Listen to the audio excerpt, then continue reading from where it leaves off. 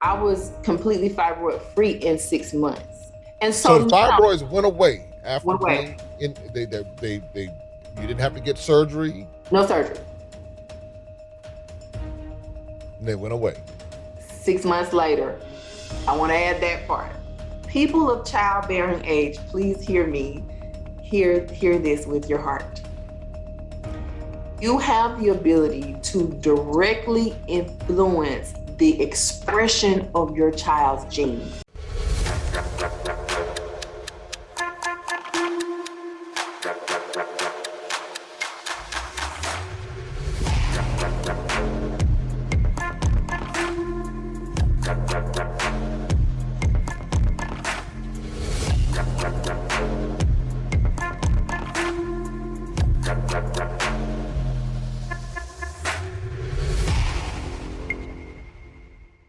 Hey, everybody, look, as a part of this series, What's Killing Us, I'm bringing you some people that I've had the pleasure of meeting as a part of the Maximum Impact Travel Tours.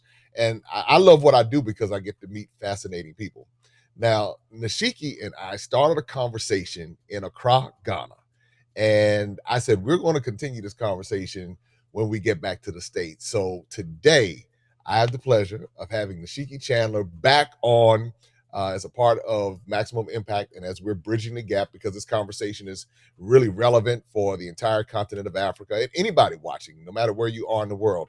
But just to let you know, that Nishisksi is a certified health coach, lifestyle wellness strategist, and a holistic health advisor. She owns the company. She's the founder of the company Thrive Now Wellness. And what we're going to talk about today could literally change somebody's life. And that's why it's important for you to like, share, and let somebody know, because the strategies and the stories that you're going to hear could impact and change your life. But before we get into that, Nishisksi, it is so good to see you again. Welcome back, and I'm looking forward to this conversation. How have you been since the last time we've spoken? Well, first, thank you so much for having me back. I have been well. Staying safe in this world of COVID and still enjoying life. So all is well. Well, excellent. I mean, when our conversation got pretty deep in Ghana, Yes. and I know we were talking about the tour and all of that, but I want to focus on what you're doing with Thrive Now Wellness and your commitment to helping people live healthier lives, healthier lifestyles, and then improving their mindset. You know, that's all a part of what you do. Tell us a little bit about your company, and then we'll get into some of the stories here. So Thrive Now Wellness, I started it back in 2014, and because I was spending my weekends, back then I was still working, I was spending my weekends advising people. So I said, I got to do something with this. Right. And so I started it with the purpose of giving people a trusted way of getting the step-by-step guidance that they need in order to transform and improve their health, using food, diet, herbs, hydration, using different types of wellness techniques, meditation. Sometimes I might refer someone to an acupuncturist or an iridologist, and also using a lot of mindset stuff, because often people have to rediscover healthy and how it can be a norm for them and how their lifestyle can support that. And so giving people what they need in order to transform. I always ask everyone, because there has to be a story behind why you've chosen this path. I mean, with all of the wonderful food options that we have that we pass by every day, all of the high carbs, all of the good tasting food, why in the world would you want to do this? You know, that's what somebody, you know, people wonder, well, what happened, you know, that caused this, that caused this change in your life? Why did you decide to do this? What happened? That is the $1 million question. So I grew up in Atlanta, okay, on the standard Southern American diet. So from pig feet to pig ears, ham. I never got into the pig feet. I'll be honest with you. Or the ears. I get some ham now and some bacon. Pork All of chops. those things, the pork chops, steaks, macaroni and cheese, all of those things, I grew up on that. And as a child, the first thing that happened that kind of cracked the door in my mind to what's possible is I was a very active child.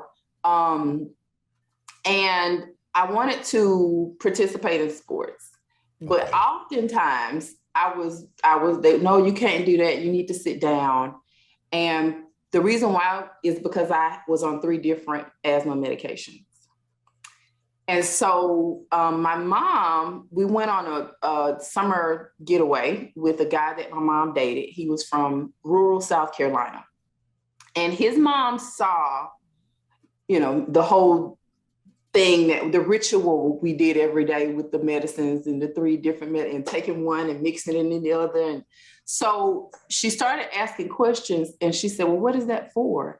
And my mom says, well, she has really bad asthma. And she also saw her, I could play a little bit. And then if I started wheezing, I had to come sit down. And so she said, well, I don't think she doesn't need that. And she made a pillow for me out of a herb. And the herb in that area is called rabbit tobacco. And I use it all the time now. One of the other names, more popular name, is Life Everlasting. So she made a pillow with the herb, and I slept on it for a while, for probably 2 years. Never had any more problems. Became very active as a child. Cheerleading, basketball, dance, track, all of it. I was year round.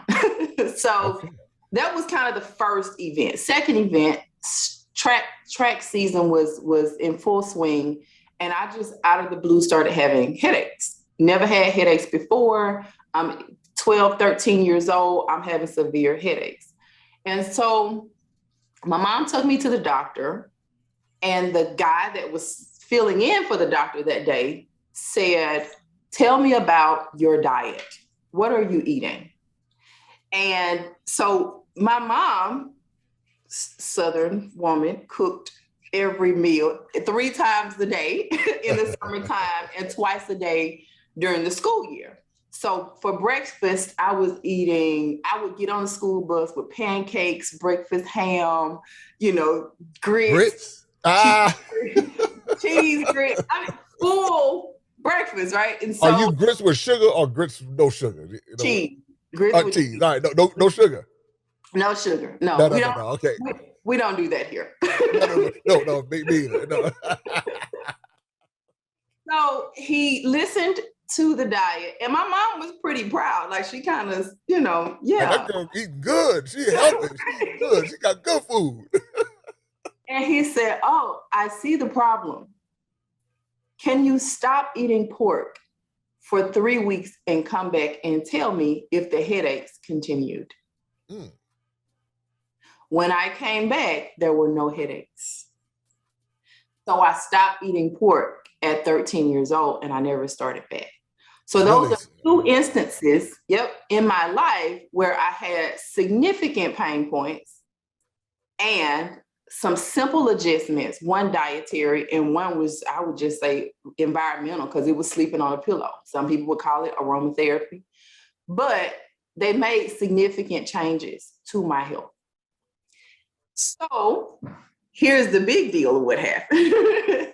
I was 19 years old, and I was in college, and I started feeling sick. And I was on a weekend getaway with the guy, my college sweetheart. And it was Labor Day weekend. We were in Georgia. We were traveling from Milledgeville, Georgia to Albany, Georgia. So it's hot. It's still summertime here. I was cold, and I was shaking, and my teeth were shattering, and I was in a lot of pain. At that time, I didn't know what was wrong.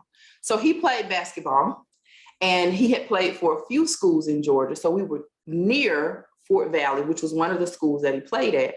And for whatever reason, there was a chiropractor that was in Fort Valley that would treat the team.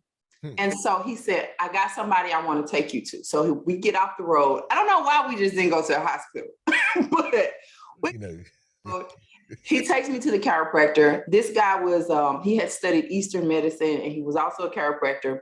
So he was really big into acupressure, which is older than acupuncture. So he started, feeling on different parts of my body, pressure points, and he was calming my body down. He was calming my nervous system down because he said, you're going into shock. And so he said, I don't know what's wrong. He said, but this is going to help. He adjusted me a few times. He did some pressure point techniques. It calmed me down. I almost felt normal.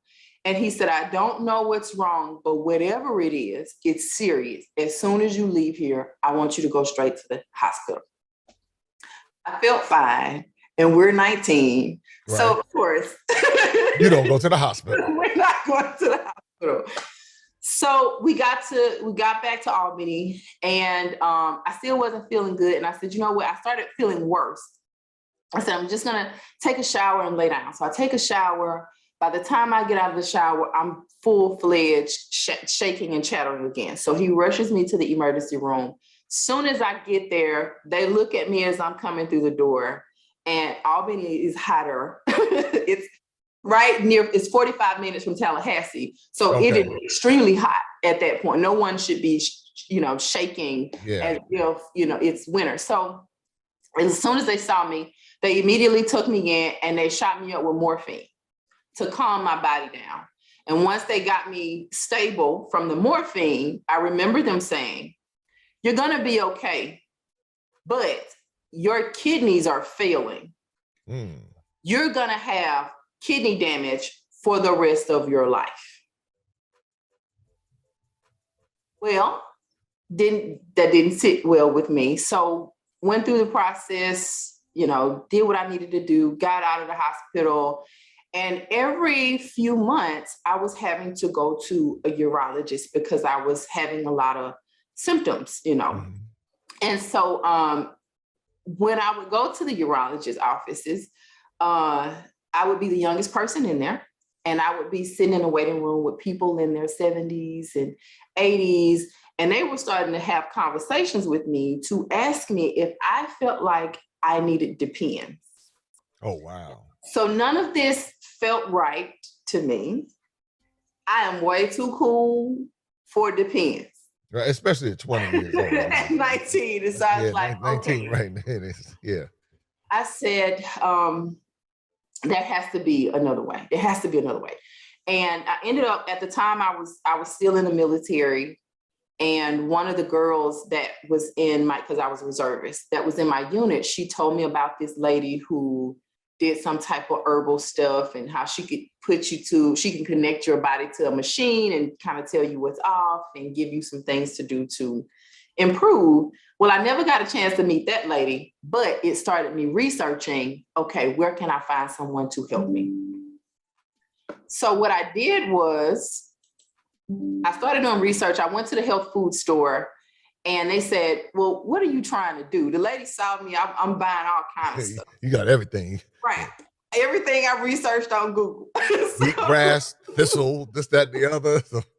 Yeah, silver, all kind of stuff. So, yeah, right. And so she like, baby, what you trying to do? And she said, I tell you, she said, here's a lady that we have referred people to in the past and they've always been happy. And she gave me a card. The lady was a nutritionist. She was a reflexologist, raw foodist, and a aromatherapy person. So she did all of this stuff. And I worked with her for about a year and a half. And we would meet once a month. And every month when I would come, she would, do assessments on my body. She would start with the iridology, and then she would do some pressure point techniques, some reflexology. And then she would give me the recommendations of the things that I needed to do consistently until we meet again.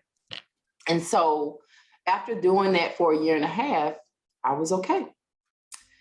And one of the things that she did, for whatever reason, I don't know if it was because I was young or if it was just her thing to make everybody do it, but everything that she recommended that I do, any herb, any supplement, any tea, any techniques, she made me research it so that I can understand why I was doing it and all of the benefits for it. So that started a whole wildfire. So the floodgates were open at that point. Yeah. So from there, it went from me just understanding what I was doing to me taking workshops and classes. And it just became a passion of me understanding how, one, how people can transform their body, but two, the amazing benefits and treasures that nature has for us, right? Mm-hmm. So sometimes I can completely geek out on herbs and their properties and their benefits and what they've been able to do for people.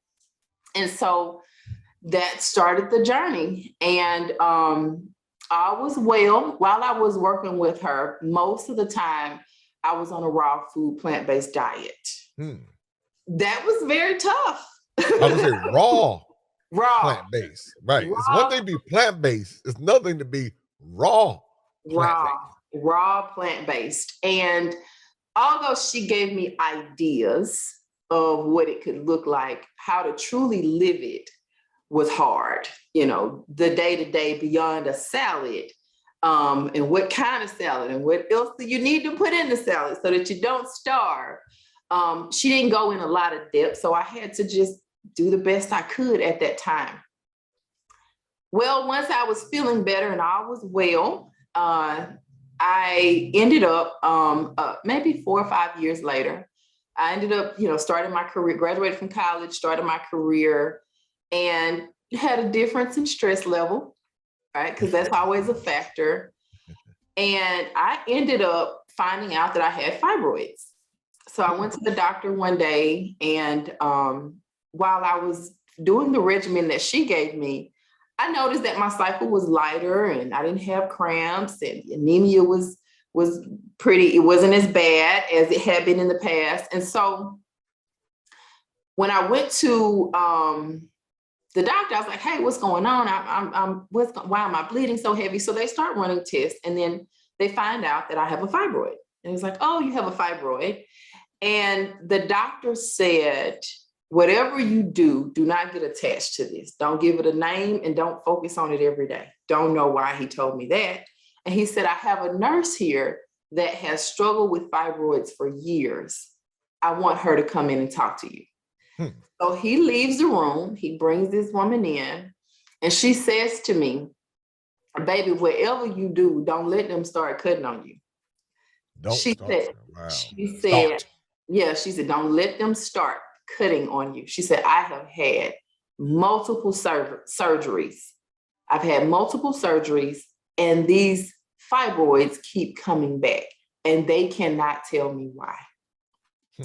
So those were her words of wisdom. And I was like, oh, okay. So I have something growing in my body that was not there when I was born, and it's not working in my favor. That is not okay. And of course, I started my search. Now, at this point, the woman that I worked with before had left Atlanta, and we had lost touch. So now I'm on my own. Right. Now you don't have the somebody to train you and coach you through it, right? Yes. And so I tried a lot of things. Some of them helped, some of them did not. There's a herbalist locally here that's one of the things she focuses on a lot. And I started incorporating some of the things that she recommended. Mm-hmm. I changed my diet again, because after working with the first lady, I went back, not 100% to the standard American Southern diet, but probably 40%-ish, 40%. Okay. And then went back to pork. I got off of the beef. Every now and then I would play around with dairy. So I knew more than the average person. I ate better than the average person in theory, but still had fibroids. So I started using the herbs from the lady here locally. And like I said, it helped some. It took me 2 years of the changes that I made and using what she recommended to getting a clear ultrasound. to say there are no fibroids. 2 years. And at that point, I mostly focused on because I understood that dairy would feed fibroids and it would contribute to hormone imbalance, which is one of the underlying causes. I understood that sugar would feed it as well. I understood that a lot of processed foods would feed it as well. So I knew that. I had started getting into juicing so that I can increase the nutrient density of my diet. So I started doing some stuff. I was feeling some differences. I was seeing some differences, but again, we got the fibroids. So got rid of the fibroids. And now I make another change. I move across country, was having the time of my life. But I had a very, very stressful job. Okay. And I loved it, but it was very stressful. Learned a lot, did a lot of traveling, had responsibilities all over the world. And that was really cool, but I wasn't sleeping. Uh-oh. I wasn't sleeping very much. And I was away from family, which was also a factor. And I was really not taking good care of myself just from a self-care mindset regimen, do the basics of what you need to do outside of having a healthy plate, right? Okay. Fibroids came back with a vengeance. Ooh. This time there were more. And this time I was having heavy bleeding to the degree that I was having to get iron infusions every 3 months.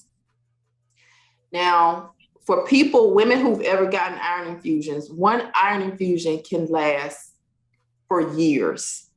I was having to get them every 3 months. So when I got the fourth one, and because I was living in the rainforest, I had some vitamin D deficiency and some depression, which go hand in hand. And the anemia and then the fibroids. They tried DNCs where they go in and they scrape the walls of the uterus to try to get my body to respond favorably. It didn't work. So by the time we got to the fourth iron infusion, mind you, I'm working probably 80 hours a week. Ooh. I'm working and getting the iron infusions at the same time because you have to have a series of like 6 or 8. And so you have to go twice a week until you can get, all of them in. Wow. Okay. So I got computer. I'm talking to people in middle age. You got the thing in your arm and you're working on the computer. And I'm sitting in the room with people that were getting chemo. So I was like, this can't be my life. I have to do something. And so I talked to the doctor one day and I said, so how long do I have to do this? And she said, well, we don't know. But if you want to have a child, you need to go ahead and do that now because you need to start thinking about a hysterectomy. And I was like, that don't make sense. Like that doesn't make sense. So I said, oh, okay. And I said, well, is there anything else you can do to help my body to hold iron, to retain iron? And she said, no, this is what we know to do at this point. So when I realized they didn't know how to help me, I said, oh no, that's not gonna work.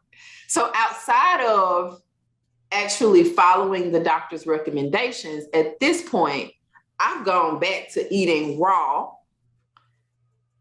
as best I can. Okay. I'm leaving work every day on my lunch break to do juices, and I would make a juice at that point and then have another one to take back to the office. So I'm doing what I know to do to try to get a favorable response. It's helping a little bit, but it's not giving me enough to stop me from losing so much iron. So finally, I was doing a cleanse. And one of my friends sent me a video as motivation. Well, in the video was a lady. Her name is Annette Larkin. I love her. So she is a 100% raw foodist and has been for over 30 years. And she gave the information to the place that she went to learn how to live a raw food lifestyle. And when I researched the place, they have a track record of helping people to improve their health since the 70s. So I was like, I can do this. Okay. I got it. So I said, hey, I told my job I need to leave. So I went on leave and I went there and I stayed there for 3 weeks. Okay. Now, within 3 weeks, some amazing things happened. So the first thing that I wasn't really focused on is the fact that I was having severe pain in my knees. Okay. And having been so active athlete for so many years, plus military, I'm thinking, okay, this is just a part of it, you know? I had been in physical therapy for over a year. They weren't really I wasn't getting better, and they didn't know how to get me better or at least stop me from hurting so much because we had done all of the physical therapy work to mitigate the pain. Mm-hmm. Within being there within the first week, I was running 3 miles a day with no pain. I was like, oh, but that wasn't something that I came for. And then my energy level came back and I was a little pale and the color came back and brain fog went away and sleep quality improved and depression was just a thing of the past. And it's all from eating raw food. It's a 55-acre, 100% raw food campus in South Florida, in West Palm Beach. So there's a couple of things. It is literally like the Harvard of alternative healing. So in addition to creating an environment that supports you being well, getting some sun and eating some nutrient-rich foods, every time you have to come to the chow hall, there is no cheating. Because what they have is what you eat. So it's like salad? Is it like salad every day? Breakfast, lunch, dinner? Yeah. So yes and no. So they have a raw food shelf, but they grow, I think it's 16 different types of sprouts. So sprouts, when plants are sprouted at the early stages, that's when they're most nutrient dense. So you have a very sprout-rich diet while you're there. And then in addition to that, he may make a raw pizza. They have ice cream on Saturdays. It's made with almonds. It's a sugar-free campus, by the way, so there's no sugar. Sugar-free ice cream. That had to be something to taste. And I would pay them to ship me some. That's how good it is. Really? So it is good. Yeah. Yeah, it is. So they ship food? They do that too? They don't. I talked to the chef. I was like, hey, you think you can ship me some of this ice cream? It's not going to be raw by the time you get it. It's going to be dried out. Yeah. So it's about 16 different sprouts on the bar every day. And then he'll do some exciting stuff. Like he'll do a raw pad thai noodle, raw pizza, the raw tacos were amazing. Like that's So what would they make the taco shell out of? So they sprout the walnuts. So they soak them and then you soak them for 24 hours and then you put them in the dehydrator. Well, when you put them in the dehydrator, you put seasoning in there.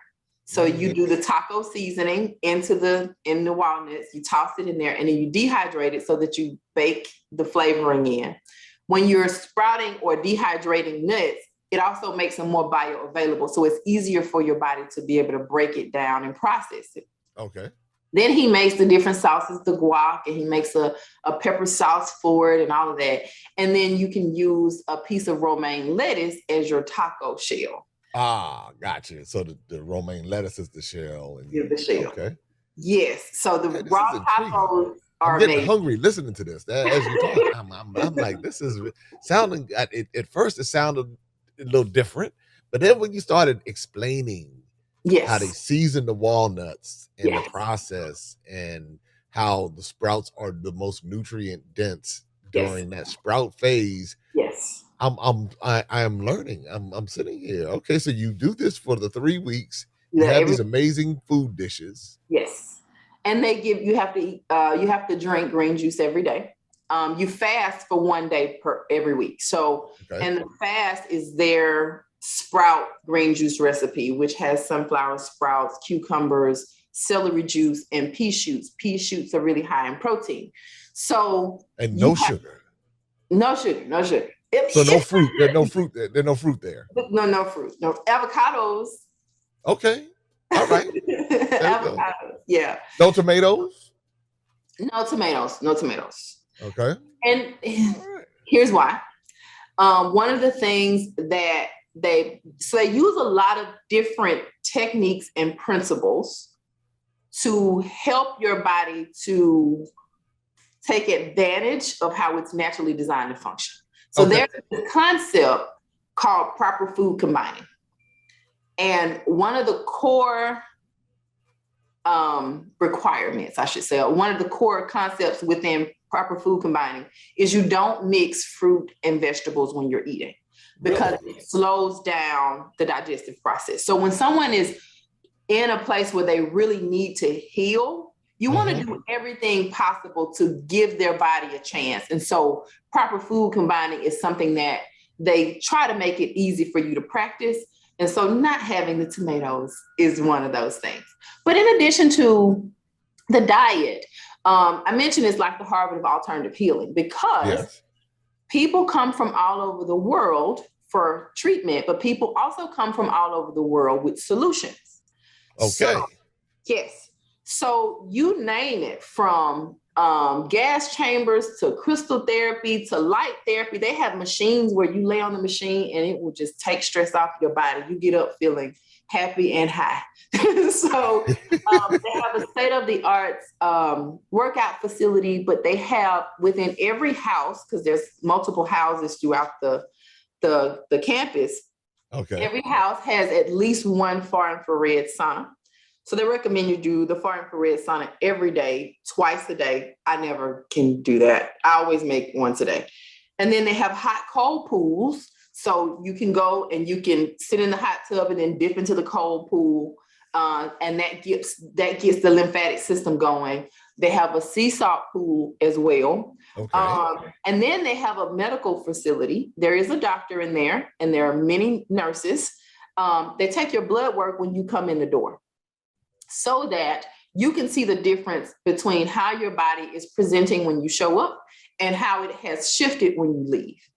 Okay. In addition to that, they have all kinds of devices to check multiple areas of your body and your energy field. And so they run all of those tests so that they can really hone in on the things that you need to focus on most while you are there. They have a hydration center where you can get IV therapies. And in this place, you can get not only vitamins and minerals put into you intravenously, but now they've even started to give people Botox.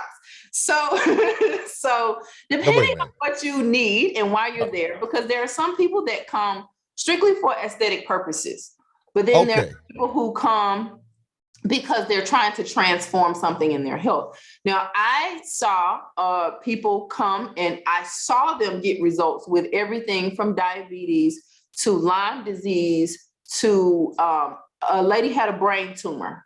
Mm-hmm. And to see her shifting and responding was pretty miraculous. I saw a couple people with addiction problems. Okay. And one lady had really, really severe depression, and she didn't want to stay on the medication.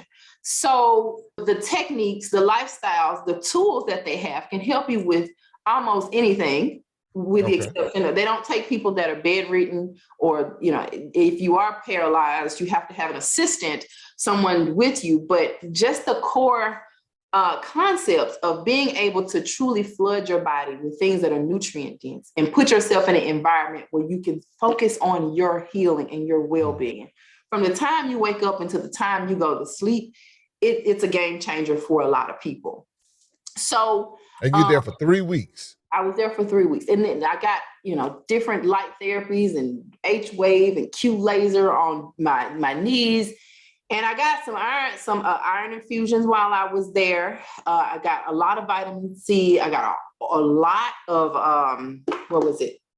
glutathione, which is the antioxidant, to get my body to respond favorably. But here's the thing about it. Yes, it's an amazing experience. Yes, I learned a lot. Yes, the diet and having people to make food for you, that's great. But my primary goal was to get rid of those fibroids. And with the guidance of the PhD level nutritionists that run that place, and the tools that they gave me, knowledge-wise, as well as some of the herbs and stuff that I took from there, I was completely fibroid free in 6 months. Now I continue. So you have to go, and you're being educated the whole time. You have to attend classes because they want to equip you to be successful beyond your time in that incubated environment. Now, after that, fibroids went away. And so the fibroids went away after went away. being in. You didn't have to get surgery. No surgery. And they went away. 6 months later, I want to add that part. So I had to continue to do the work. Now, again, that's why I wanted you to come back. And I want everybody to hear this because I'm intrigued. I've heard this story, but I'm intrigued again because there are other pieces of the puzzle I didn't, when we were talking in Ghana, it's like now I'm the sprouts and the nutrient density is sticking with me. Yes. And the juicing with the green and the no sugar, all of this stuff is resonating with me. It's just resonating. I'm okay. So you go through the regimen, the fibroids go away. What's next? So at this point, with round 2 with the fibroids, one of the things that I had to reconsider, stress level, I had to reconsider. Okay. Everything that happens in your health, whether it's a broken leg or a tumor or, one of these diseases, everything there's the physical aspect, which is painful or uncomfortable. Right. There's always an emotional aspect, and there's always a spiritual component as well. Okay. Round 2 with the fibroids, those are the things that I had to reconsider. I can do a diet. I can do that. That's no problem. But what am I doing beyond nutritionally that is causing this, that is creating patterns within me that I need to keep having this experience? What lessons am I needing to learn from this? And so when it comes to fibroids, there's a few things that I learned from the therapist there, by the way, because they have therapists. They have talk therapists. They have hypnotherapists. There's one lady, I can't forget what it's called, but it's called Body Talk. And she's telling you what your body is saying based on what you're experiencing. And it's the whole science behind it.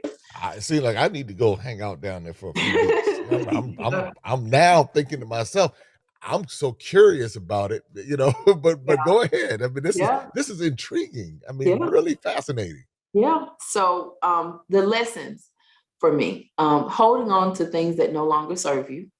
Okay.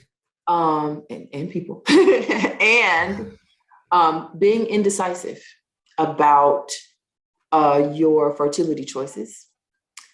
And explain that we were about to move past that, but when you said it, being indecisive about your fertility choices, break that down a little bit. So I'll talk about me, and then I'll give another example of someone else in my life that I know, and they wouldn't mind me sharing. So for me, I have never, I have friends to where they have always wanted children. Like it's just a thing. They just always known, I want to be a mom and I want this many children. And I have never felt that. At one point I felt like I guess I should, I guess I do, but it was never a true heart's desire for me. And so, because when I just was always active, my career, and then I wanted to travel, and I was just always doing other stuff. It was more important. And, the guy that I was with for so many years, he was on the fence too. We both was like, one day, it's no big deal. If both people on the fence, that could be a sign, If both people on the fence, yeah. And so, I just never I have friends that I've helped women to actually overcome fertility challenges to conceive healthy babies. And that pull that they have to wanting to have the experience of being pregnant and having a child, having the baby fever of just really wanting. I've never had that. And so I've always been on the fence about it, and I've never felt drawn to it. And so when she mentioned that to me, it was one of those twilight moments, because I was like, I've never been able to articulate it and put it into words, but that's exactly what it is. And there's a lot of fear behind it, and there's a lot of judgment behind it. When you say that that's not your thing, people have comments to make. Yes. Got it. Yes. And I think I probably started actually verbalizing it's not my thing maybe 2 years ago. Really? Okay. Before, I kind of would just change the conversation, or, now's not the time type deal. That's how I would redirect it. But to just stand in, I'm good. That's not for me. Yeah. So, but I started redirecting it after having the conversations with her. And so that was a game changer, After that, I had really started to get into a lot of mindset stuff and meditating. I had started that journey, but once I had that experience in that environment, I had to take it deeper, because my time in introspection to make peace with multiple things that don't serve me regularly became a part of my life, because I spent a lot of money getting rid of those fibroids both times.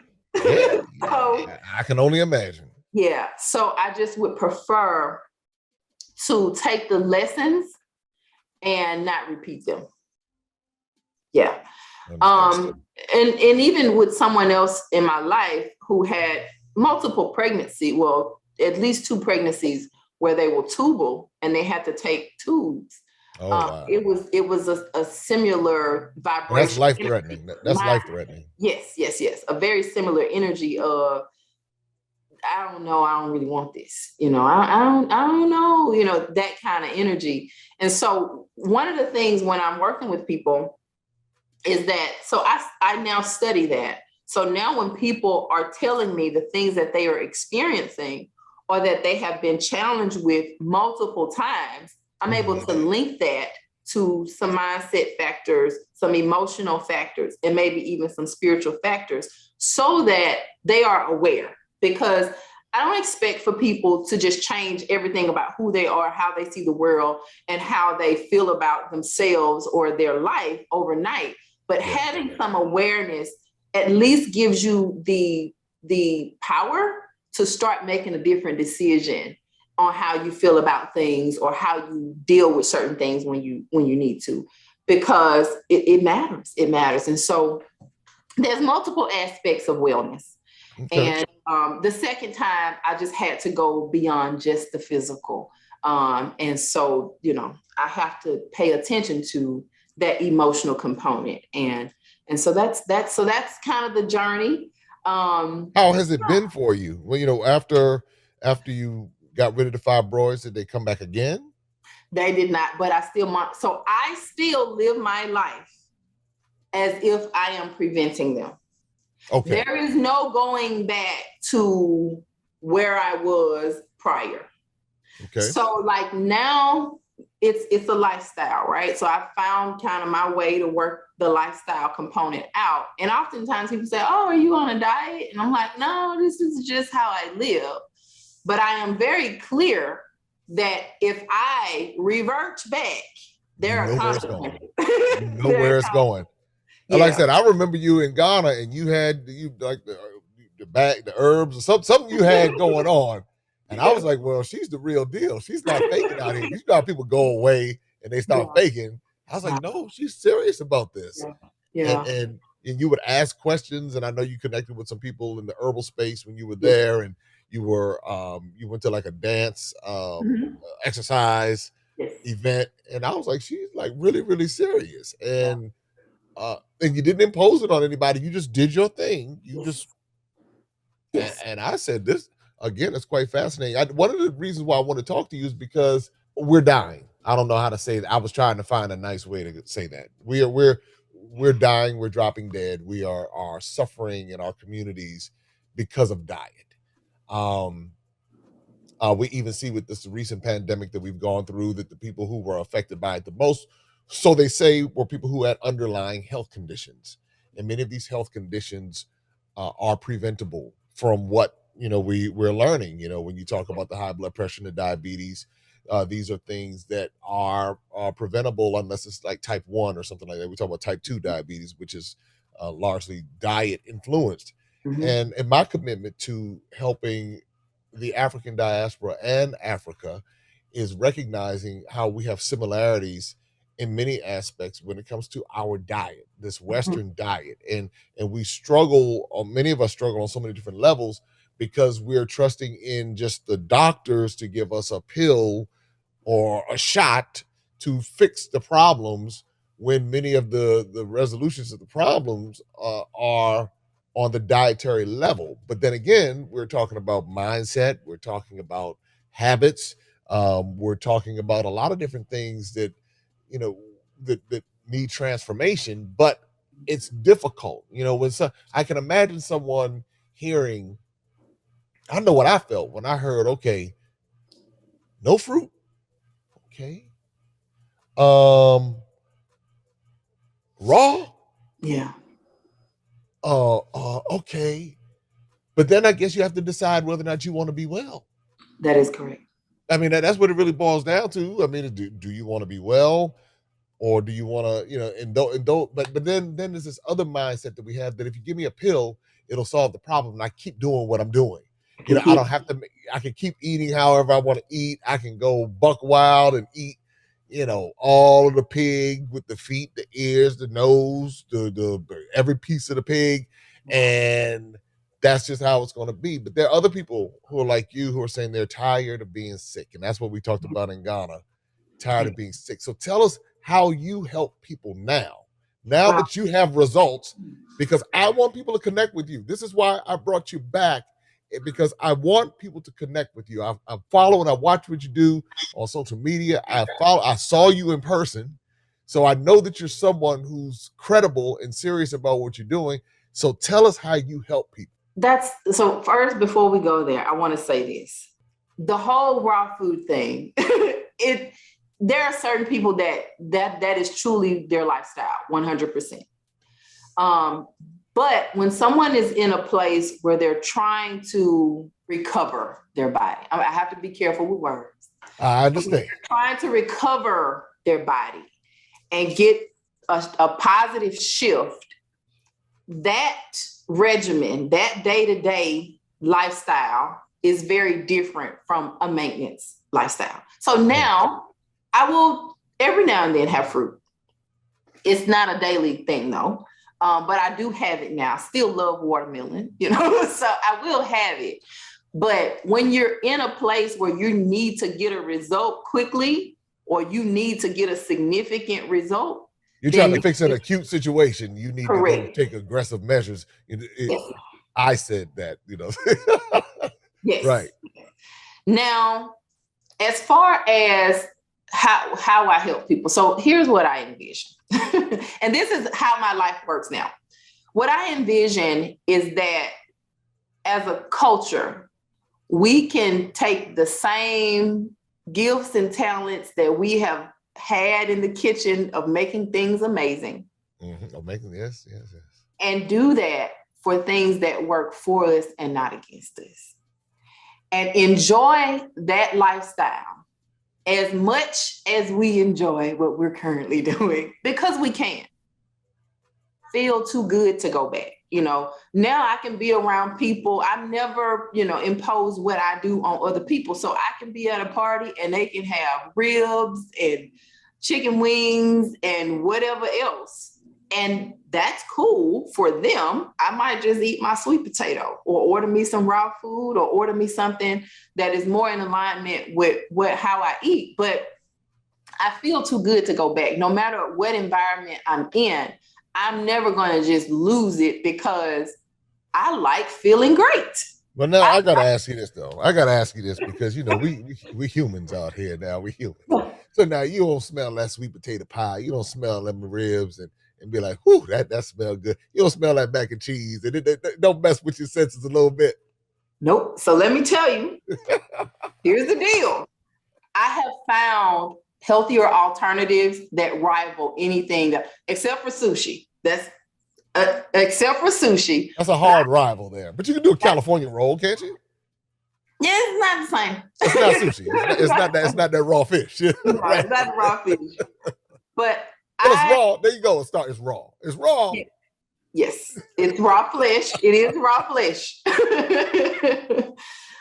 But I mean, everything from there's a raw food chef here that makes a sweet potato cheesecake out of cashews. That is amazing. Okay. I'm not even have restaurants like this though. Do they have raw? Oh, yeah. Where? I mean, I got like sweet, like the restaurant, the salad restaurants. Yeah, absolutely. Yes. So he has his restaurant is called Raw is Law. And so he mostly works out of a commercial kitchen. Sometimes he will cater. He's a celebrity chef. So he was one of the chefs that helped Monique when she was on her journey of losing weight. Okay. So he does raw and he does cooked, and he separates the two offerings. But he did because we, at this point we cool. And he said, hey, I got this sweet potato cheesecake. You might want to try it before it's all gone. And I was like, because I never ordered dessert. And I was like, whatever. And then I had it. And I was like, oh, this is amazing. And so he does a blueberry cheesecake. I've had some pretty amazing vegan peach cobbler. I would not eat that every day. I know someone who I'm interviewing as a part of the series that really, really loves peach cobbler. So I'll make sure that she doesn't get any wind of that. He has a restaurant though in Atlanta. So it's how now a lot of restaurants are operating out of commercial kitchens, so you can order it via Uber Eats or DoorDash.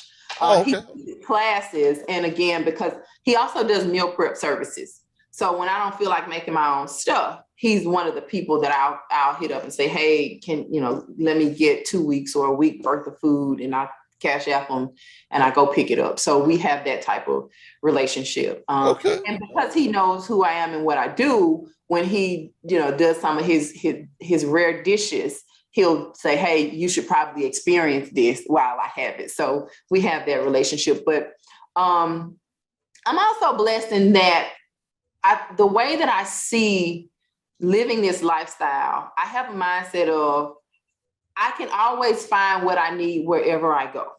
Some people feel like it's restrictive, and it's a matter of perspective. I have an app on my phone called Happy Cow.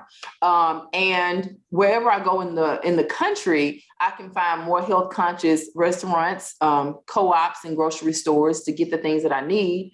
Being here in Atlanta, I'm a little bit spoiled. So talking about the ribs and stuff like that, I make a pretty good mushroom mock pulled pork dish.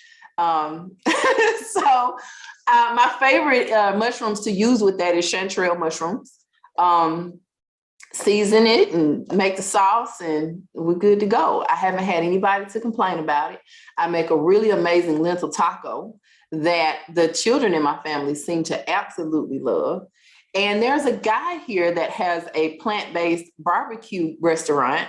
And when I don't feel like cooking, but I want barbecue, I just go to him because he does a really great job. So again, there's nothing that I grew up on that I've had before that I haven't been able to find a plant-based version that I love equally. Now, plant-based don't always mean healthy, but that is very, very true. That is very, very true. Yeah. So there's one place, if someone is really into steak. So every time I'm coaching someone, and often I'll have to give them alternatives up front so that they can wean themselves off of some of the addictions. So, because that's what we got to call it what it is, addictions. And so when someone comes to me and they have a thing for steak, they'll say, you know, I have a steak 2 times a week. That's my thing. I love it. I love the atmosphere that I eat it in. It makes me happy. Well, there's a really nice restaurant here that is 100% plant-based that does an amazing mushroom steak.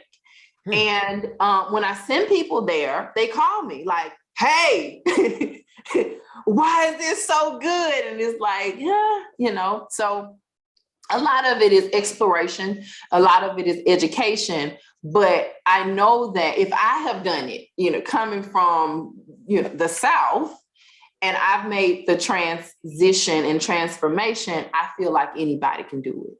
And I've done it internationally, right? So when I was in Ghana, I was always able to find what I need or alter the menu. Or if I decided to have some fish, I had it. But for the most part, I knew how to make the right decisions in every situation. And that is the core of what I try to teach people when I'm working with them one-on-one.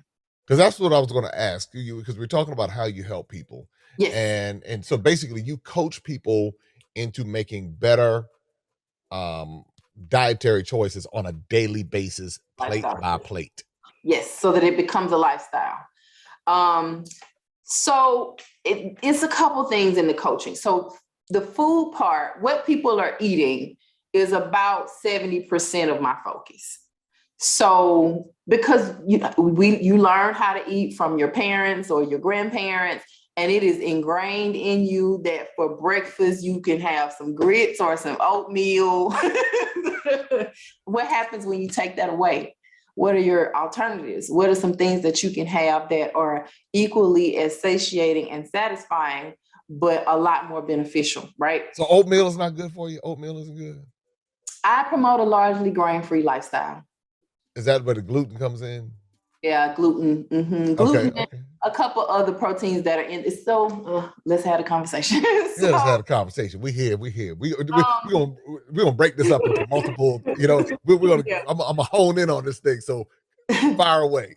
Yeah, so I do promote a largely grain-free lifestyle because most of the time when people come to me, they have some type of weakness that they're dealing with. And more commonly, people have digestive system challenges, whether it's just sluggishness or whether it's something as noticeable as an acid reflux or diverticulitis or constipation, right? Mm-hmm. And so the gut is so critical because we can get the best food possible prepared by the best, nutritionist or chef possible. We can get the best herbs. We can make the best juices for you. But if your gut is not able to process it and break it down and get you the nutrients that you need from it, then you're not getting the best from your investment. So the gut is the center. When it starts to break down, it opens the door for other things to go off in your body, go off base. So for the purposes of gut health, for a lot of people, I will take them off of processed grains altogether, at least for a while. Because you remember when I told you about the whole sprout thing, how when things are sprouted? Okay. So any nut, grain, seed, or bean can be sprouted. Remember, in that sprouting process, it comes alive again. It's more nutrient dense. It's easier for your body to process it and break it down. With beans, if we don't soak beans or soak and sprout beans, if you've ever had beans that hadn't been soaked and boiled to get the gases out of it, you have a really, really uncomfortable response.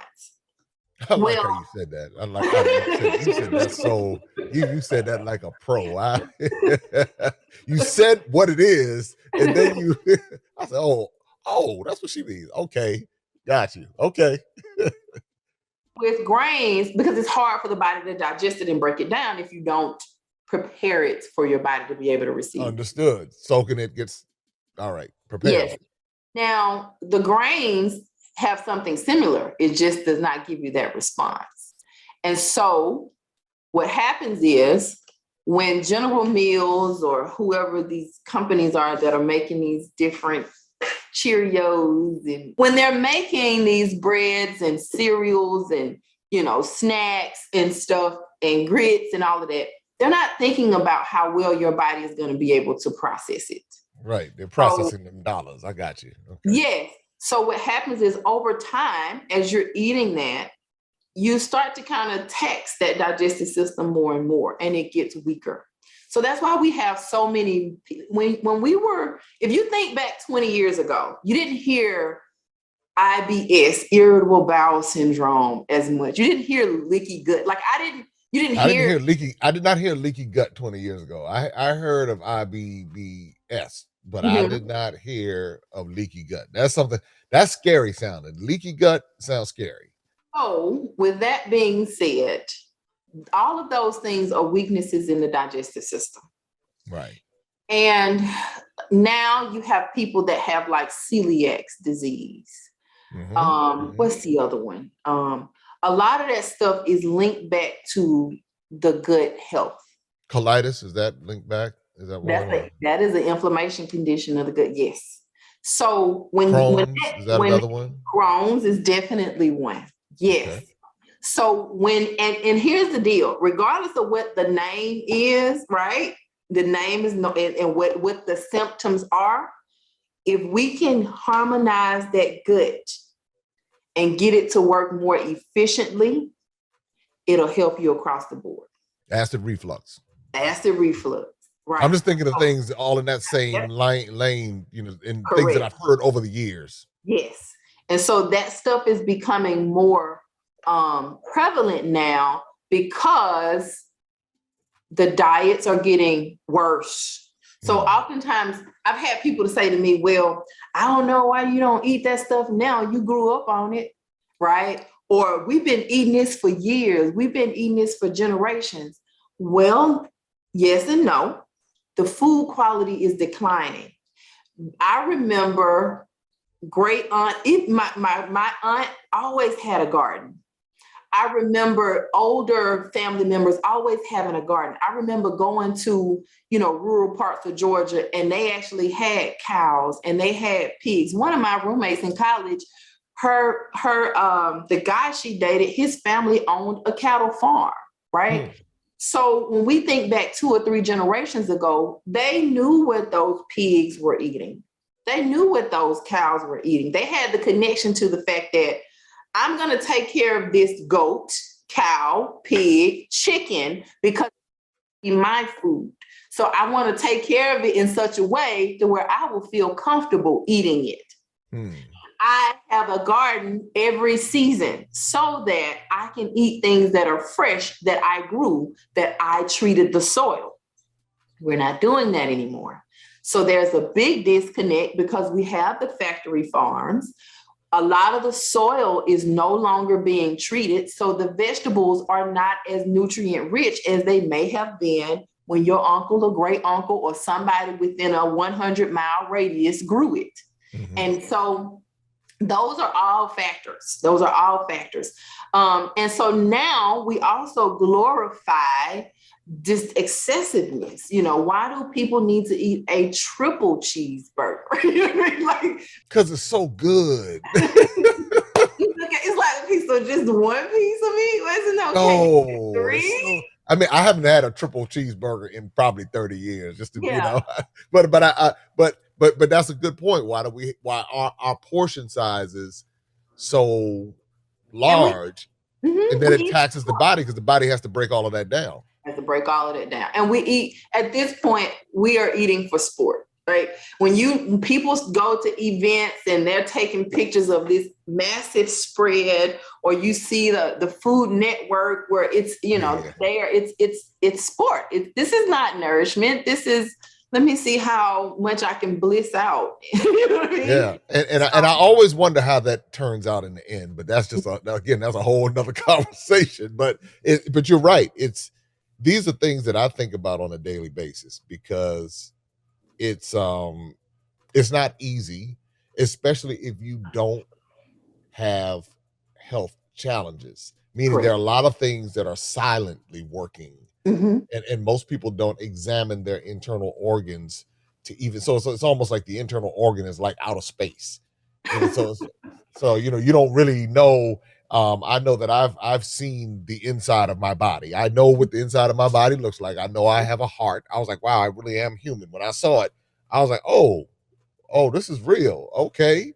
And I've seen my lungs, I've seen my brain, I've seen, I know what's going on in my kidneys and my stuff. I know what's going on. Mm-hmm. So that brought a little bit more of a realization to it, to say, okay, hey, this is, you might want to start thinking about that side. I know you like to make sure your skin is smooth, and because we'll take care of the external and make sure our skin is smooth and everything, but internally, because I think we're disconnected. It sounds like you bring people in connection with what's going on in their body and how it connects to how they're feeling, or some things that they might not even realize that they might be feeling, just attribute it to getting older or something. Yeah. Yes. Oh, I get that a lot. A huge part of the journey is getting people to rediscover food to a certain degree, right? What's possible in being able to nourish themselves better for the purposes of not only improving, but also maintaining their wellness. So that's a huge part of the journey. And then another thing that I often end up doing in this work is helping people to really realign with themselves. I'm a big fan of meditation. A lot of people are so distracted that they don't spend enough time really with themselves. I call it personal alignment time. And when someone needs to change anything in their life, I think that is critical. So giving them tools to do that, whether it's meditation, whether it's grounding, so those different things, breath work, all of those things help. Because if you're breaking a 40-year addiction. Yeah, that's real. That's so real. Right. Without longer medication. Yes. You're going to need to pull from something outside of the TV, outside of other distractions, right? And so that is one of the tools that I like to empower people with. Another thing is that the advisement. So sometimes people can come to me and they'll have a problem, and, there's a diet component, there's, some lifestyle components, but there may be a whole world of solutions. Example, yesterday, I'm speaking to a young lady. She wouldn't mind me sharing this because I always ask. But she is trying to conceive. I have a pretty good track record of helping women who are having some fertility challenges. So she wants to conceive. She's been able to actually get pregnant, but her body is not holding the babies. So she's miscarrying. And so there's herbs that help with that, to help with the lining of the uterus so that she can hold the baby. And then there's the mental and the emotional component. So we've talked about that. But in helping to conceive easier and faster, there are some body work techniques. And so there's a particular type of massage therapy called clear passage. And so it's stuff like that. Because I'm in this world and I'm always here, I will have knowledge, solutions, recommendations, and I can refer people to someone that can help them go deeper in getting the type of solutions that they need. Okay. So that is something that is always a major plus when you're working with someone like myself. And, that's just one example. I've been able to refer people to, of course, I have acupuncturists, but I have an iridologist, and I love her dearly. This lady, so iridology is a science where they can assess your body through the eyes. And there's a situation of someone in my life where they were having some kidney weaknesses as well, but the doctor hadn't identified it yet. And so she told them, hey, your kidneys are extremely weak. You need to work on them. And the person chose not to do so. And about 2 years later, they were facing kidney failure, renal failure, and ended up going on dialysis, actually. So, in having that advisement, someone in your corner that is knowledgeable in helping you get to viable solutions when it comes to your wellness, that is priceless. It has saved people thousands of dollars in surgeries and other type of things that are right. expensive and maybe even very, very invasive. And it saved them a lot of time too. And the fallout of, like, I had a person that had stage 4 pancreatic cancer. I'm not saying that I cured cancer. All I'm saying is she came to me with stage 4 pancreatic cancer and a tumor on her liver. She did not go through surgery. She went through one round of chemo and said, I cannot do this. And that's when they called me. After working with her with food, herbs, what she was eating, some juices and some supplements and some herbs, within 6 months later, the cancer was gone and the tumor was shrinking. She lived another 5 years after that. And when she came to me, she was already in her 70s. So I try to stress to people that there is always something you can, if you are still breathing, if you are still breathing and you are not on life support, there is always something you can do to improve your total wellness. And then for people who are just in a place where they feel okay and they just want to stay in a good place and they want to know what they need in order to optimize further or stay on top of their game in their thriving, that's a whole science in itself. And so, I'll add people injuries. I forgot about the injuries. So I mentioned to you in Africa that I was having too much fun on a trampoline. This is after the whole fibroid thing. This is years later. And I broke my ankle in 3 different places. You just had the life. You've had the life. I had a really good time, broke my ankle in 3 different places. You must have come off of that trampoline. You must hit the ground with that. So here's what happened. 2 weeks before that, I was hiking in Costa Rica. And when I was hiking, I had on the shoes that look like gloves. Oh, yes. Not a lot of ankle support. They're very comfortable, but I twisted my ankle while hiking. I came back, worked on it a little bit. It started feeling better. I didn't think anything of it. I should have gotten x-ray. So when I went to the trampoline park with my nieces and nephews, I've been doing backflips for their flips. I was going to say flip had to be involved in some kind of way. I'm piecing it together, a flip. Yeah. And so I was jumping, I jumped up and did the toe touch backflip combination. And when I came down, when I did the land, it snapped. And so as a result of that, I've had 4 surgeries. Plus stem cell. I had a significant gape for a very long time. And some of the doctors did not expect for me to overcome the gape and really regain my functionality. So when I speak to possibilities, of course, the diet was a part of me being able to regrow bone and stuff and fast. So I used herbs and stuff for that. I did not take the pain medication once I got out of the hospital. I used herbs for that. In regaining my flexibility and mobility and strength, I have used herbs for that and a lot of physical therapy. And I also have used lasers. I've used laser therapy. I've used light therapy. All of things that if I were not in this world, the world of wellness, I would not have known to use because the doctors offered physical therapy, and they offered, dry needling. And that's it. But because of my background, I was like, nah, there's more. And so with using those things, I have gotten back to pretty close to where I want to be. Now, I can't not be active, right? I still have to be active on it.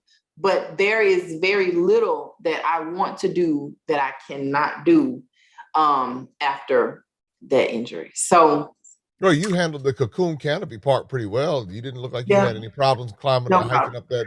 I was going to say, if there was a problem, then. Yeah. But here's a question I have for our community. Yes. In our community, anytime they hear something new, Oh, not everybody, but many people in our community automatically dismiss it because it's not coming from the systems that we have been indoctrinated into. yeah, to say, well, this is what you need to Yeah. make sure that you go see this person and go see the doctor to get this, and then go get the prayer for the healing on this, and but still keep eating the same food but pray for the healing, but still keep eating the same food and but keep praying for the healing, but still keep doing the same thing but pray for the healing. So that's what we have been in many parts of our culture community worldwide.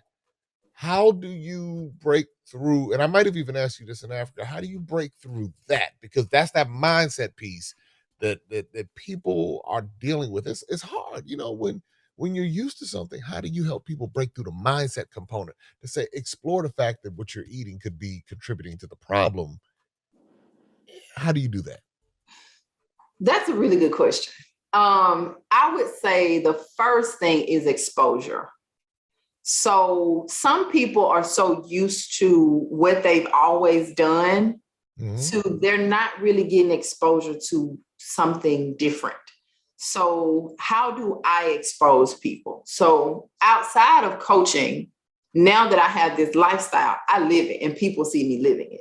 So when we were in Africa, when I pulled out the ground chia seeds and I pulled out a bag of mixed herbs, exactly, that's for me, right? That's for me, but people see that. And they not only see the commitment to it, but then they are curious. And so people would say, well, why are you doing that? Well, what does it do for you? Right? And how long so they start to ask questions, and that sparks their brain of, well, if she can do that, I can do something different too. Right? So, and I find this very interesting. So when I'm out with people and I order, right? So we pick up the same menu, but when the plates come, a lot of times our plates look different.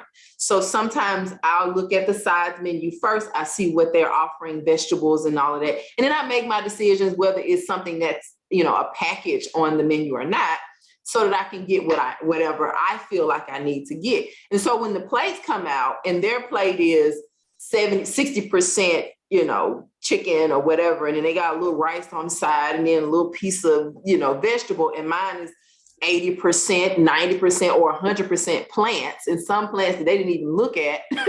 They're like, oh, wow, I see how you did that. And then that's exposure as to, oh, I could make a different decision too if I want to. But go ahead.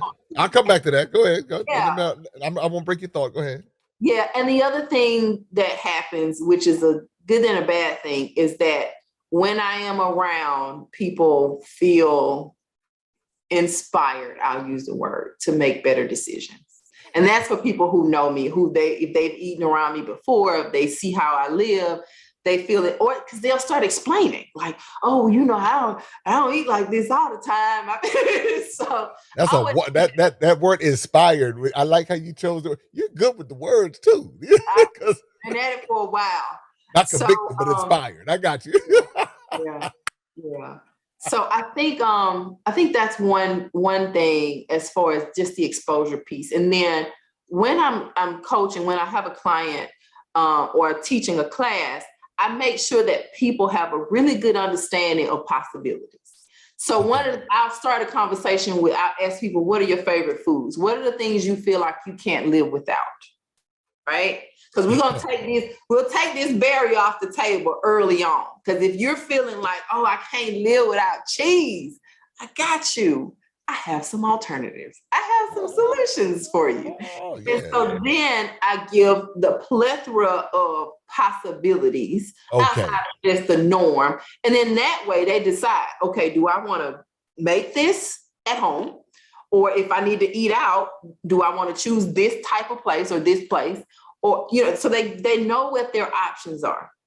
The other thing is oftentimes when people talk to me, they're assuming that they'll need to be in the kitchen a lot. They're assuming that, I don't have time to cook and my life is so busy. I can't make meals and I can't meal prep. And I always laugh because I say, well, that's interesting because I don't meal prep either. And so it's just a matter of mindset. What do you choose? Now I'm a little bit spoiled because I'm in Atlanta and there's 7 plant-based restaurants. I was going to say, you're in the land of whatever you need. Yeah.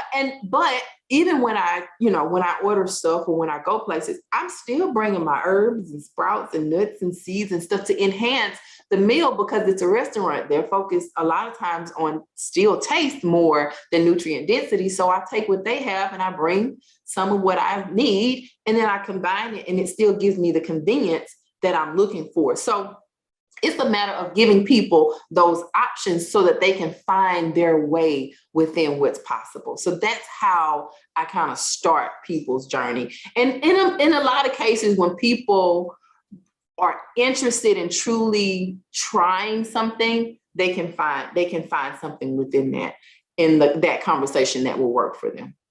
This conversation is so important for our community. Yes. Because people watching right now, they're drawn, those who have continued to watch and watch the different segments that we've put together with this interview, they're intrigued by it because they want to feel better, or they don't want to continue negative patterns, or they're thinking about their children and how they can change or inspire their children from a young age, because obviously the Western diet is designed to be very sugar heavy from birth. And so it's designed that way. But there are many people who are saying, I don't want my children to have habits that's going to contribute to high blood pressure and type 2 diabetes and all of the other ailments that can come with the colitis and everything else that can be influenced by dietary choices. So I appreciate this because this is very reminiscent of the conversation that we had in Ghana, but then you've taken us to another level and you've helped us to understand exactly what the process is. So tell me so someone gives you a call, they reach out to you, what are the steps? Because now people want to know, okay, what do? I need some help. I'm sick. I'm desperate. I need some advice. So when they reach out to you, what are the steps after that? That's a good question. So the first thing is if they schedule a consultation, normally through my website. Sometimes people still call because I still have a lot of word of mouth, but consultation is always where I start. And that's normally a 1-hour conversation where I am working to get a really good understanding of that person's health history, right? So I don't want to see blood work in the moment, but I do want to understand what your goals are, first of all. What are the biggest challenges? What are the biggest pain points? How long have you been dealing with them? What are the concerns? What's keeping you up at night and why? And then if there's any major injuries that I should be aware of, if there's any medication, if there's any situations that I should be aware of before I start advising. So I get a good understanding of that. And then normally, depending on the person's situation, I always give at least 3 things that they can do immediately. If we don't have another conversation, if they can do those 3 things immediately, they can get some results with the things that they have told me are concerns for them.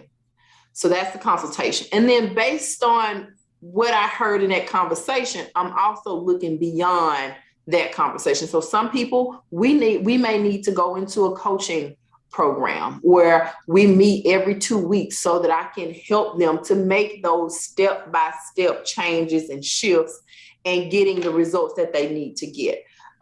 Sometimes it's 3 months, sometimes it's 6 months. It depends on the person and what they're dealing with and where they are. Sometimes, depending on what I'm hearing and what's going on with the person, I may refer them to someone or someplace, like the place that I mentioned to you that's in South Florida.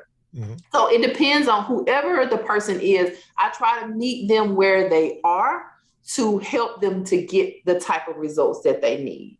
And oftentimes, again, it may result in us working together in a one-on-one situation with a program, or even I say, okay, do these things now, and let's talk again in 3 months or 2 months. Or the young lady from yesterday, she has some recommendations for her to do over the next 2 months. And I said, let's talk again in 2 months. And then she can either book a strategy session or she can book another one-on-one consultation meeting. So that's normally how I work. I like to get a good understanding from a person what's going on before I advise. That's very important to me, because every situation is different. Absolutely.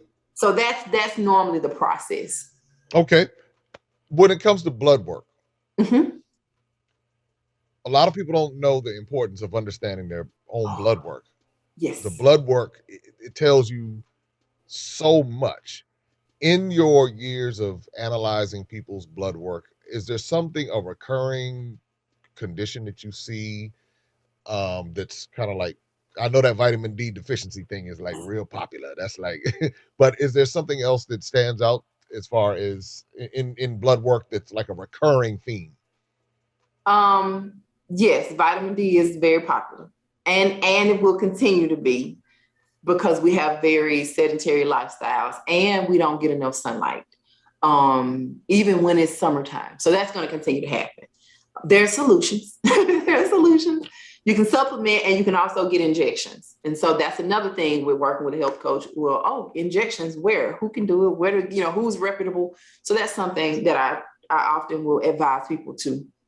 Now, the other thing that is very common in blood work for women, oftentimes when women come to me, whether they are having weight challenges, or they may have PCOS, polycystic ovary syndrome. I've had a lot of success with that, so I get a lot of those calls. Fibroids, infertility.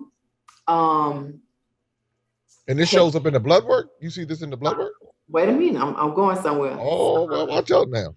Fibroids, infertility, there's another I'm missing. So with all the situations that I have just named, I like to see a full hormone panel for these women.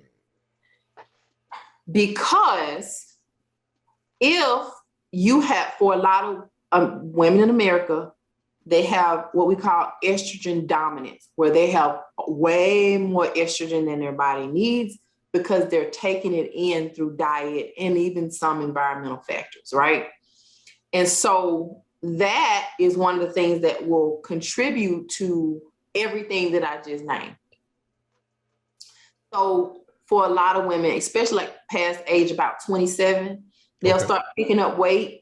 And they'll go to the gym and they'll try count calories, and they might even try, overdoing workouts and restricting their food intake, and then they get very little results. When I work with them and we make adjustments to balance out those hormone levels, they start losing the weight. They start feeling better. Everything kind of balances out more. When they come to me and they have really, really heavy cycles, same thing, estrogen dominance. So once we make adjustments to the diet and get some supplementation in there, it shifts and everything gets better. So that whole notion of PMS is normal in our environment because of how people are eating, but it's actually not natural. When a woman is well nourished and well hydrated, she has enough antioxidants, she just does not have that, and it just doesn't happen. So I would say that's the most common thing that a lot of women have accepted as something that they cannot control or fix.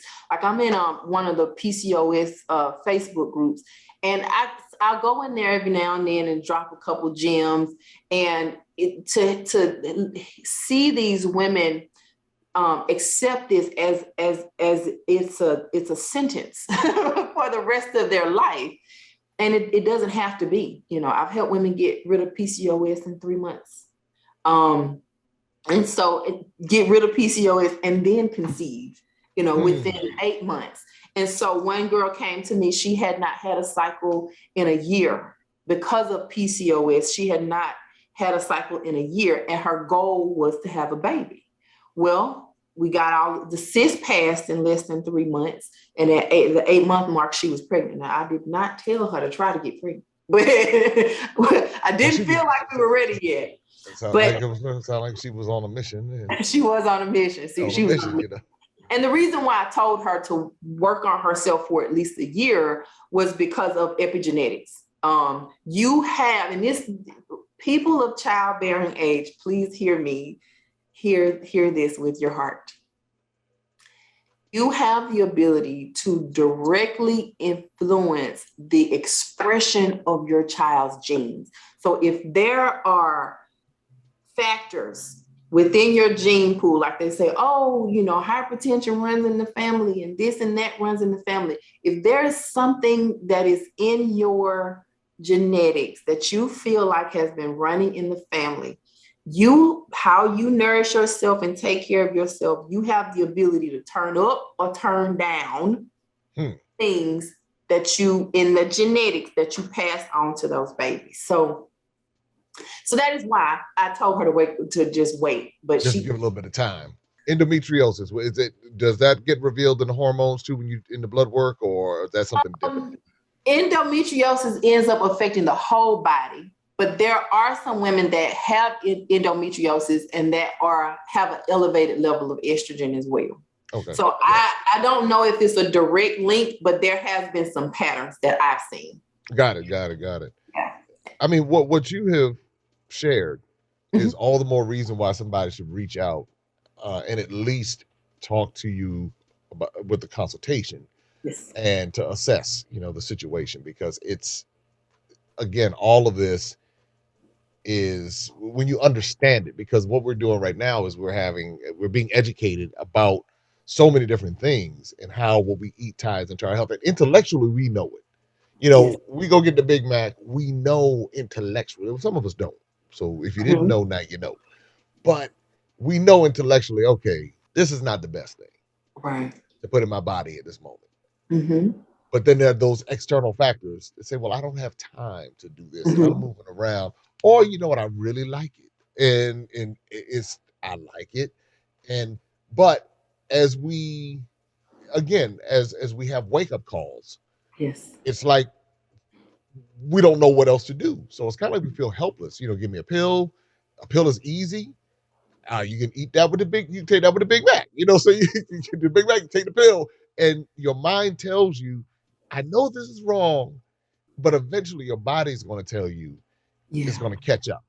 And so some people are at that place where their body is sending off 5 alarm fires that we need to attend to this.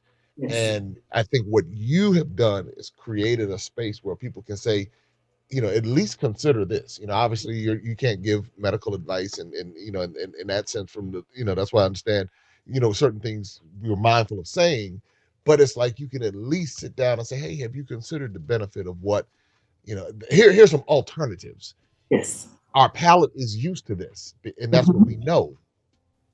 But when your palate has the opportunity to see and taste something else, it's like I would have never. There's some plant-based dishes that I enjoy more than anything. I mean, I'm like waiting for it. I'm like, that's what I want. Because it's a transition. Because and I tell everybody, I said there are transitional phases in this. I mean, again, you go through the moments, but that's a part of what I enjoy in all of the learning. Learning and listening to you talk. I was like, keep going. I enjoy because I'm learning something, and people who enjoy learning can appreciate the time that you've put into your journey, from 19 and everything that you've gone through. I mean, you've been through everything, broken ankles and kidney failure and the issues, the internal issues with the uterus and all of that. It's not like you have the head knowledge. You have the life experience, the head knowledge, and the compassion and the dedication to doing it. So if people want to reach you, how do they reach you? Because I know people want to reach you, and we're going to have all of the information in the description where people can find you, but I want you to be able to say so they can hear and know just from watching right now.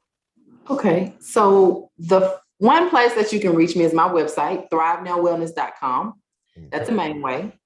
I'm very active on Facebook. So Facebook is my main social media platform. Okay. I'm the only Nishisksi Chandler on Facebook right now. Probably in the world. Yeah. So and then I have a group. I have a Facebook group, Thrive Now Wellness with Coach Chandler. And in there, I run challenges. I answer any questions that people ask me in that group. So for people who want a community, or people who just want to be able to ask a question in a safe space, that is where you can go. So those are the ways to reach me. All right. I want to encourage everybody to reach out to you because, again, what's killing us? And so we've had the conversation today to talk about some of the things that are killing us. And again, I know the journey. You know, nobody comes on this platform when nobody's being judgmental and we know, you know, again, everybody's situation is different, and everyone that I've interviewed throughout this series, everyone has their unique stories. And I know that I want us to do better. I want us to live longer. I want us to be healthy. I want us to not be the ones that rank at the highest of the morbidity rates and all these different things. And when you look and you say, okay, who's at the top of the obesity? Who's at the top of and some of the stuff might be skewed, but we know in our own culture, in our own community, the things that we're dealing with. And so it's our responsibility to be able to disseminate information that can help us to make better choices. That's all this is, to help us make better choices, to say, let's consider this. And I'm meeting more and more people who are health conscious and who are making decisions that work better for their lifestyle. Some are all plant-based, some are transitioning, some are not 100% plant-based, some are, you know, people have different philosophies that work for them. And what I hope to do is to share those philosophies so that at least we know that there are alternatives and we don't feel hopeless and we don't feel, you know, lost in the process. So, well, Nishisksi, anything you want to, as we wrap this up, is there anything else that you want to share with everyone before we leave?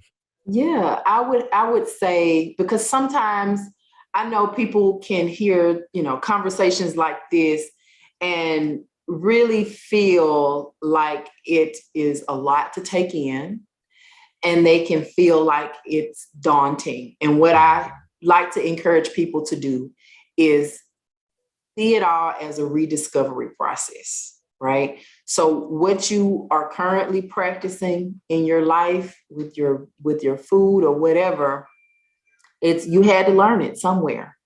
And if you're going to go into a different direction, it may take some rediscovering.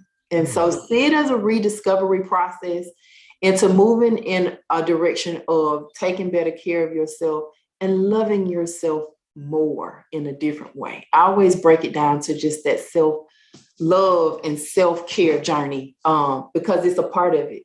And so if you see it as rediscovery of how to take better care of yourself, it won't seem so stressful, I believe.